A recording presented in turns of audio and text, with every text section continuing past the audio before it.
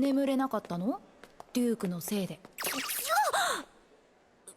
I am so I'm over it. I'm disappointed. I am so disappointed in I'll Become a Villainess. I was so prepared before the ending.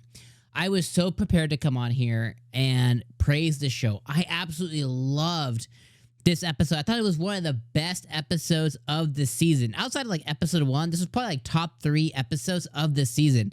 And I was ready to come here and just gush about how good it was and how we finally got Liz and we finally outed her and had her recognize that the charm power that she had and how all her followers are like finally broken the curse and they can begin thinking for themselves, and how Liz is going to begin thinking for herself and she's going to actually pursue her ideals, and how Alicia can kind of be freed from Liz as well too. She can actually start living her life kind of outside of this 𝐼𝐴𝐻𝐼𝐴 game, you know, shenanigans.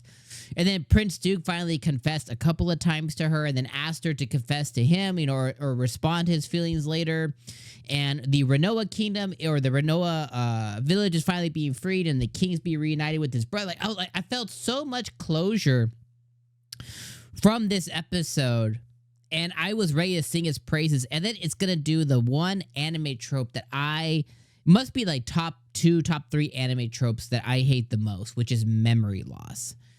And I was like, you got to be effing kidding me. And they're going to do it right before the end of this. So we have 1 episode left, right? This is scheduled for 13 episodes. They're going to do it right before the end of the season.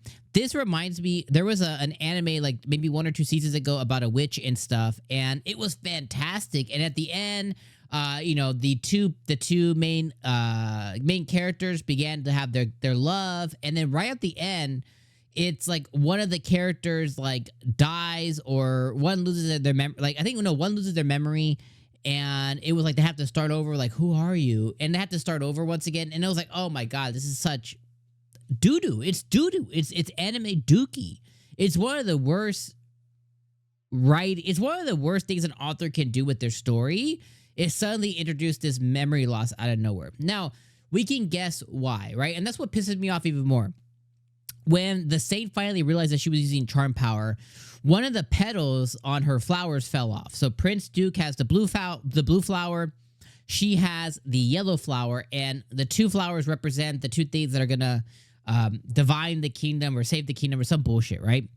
And one of her petals fell off. So you have to assume one of his petals fell off. So it's something to do with their stupid-ass flowers.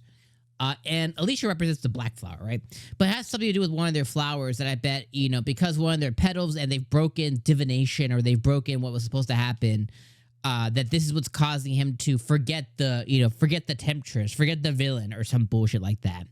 And, or if it's not that, then it's because of when Liz was holding the book kind of like changed or changed shapes, and maybe she found something within the book to manipulate, her surroundings again, or overcome mana, or basically some other thing that she discovered that could override or manipulate. Whatever it is, it's one of these 2 scenarios that ended up happening. It's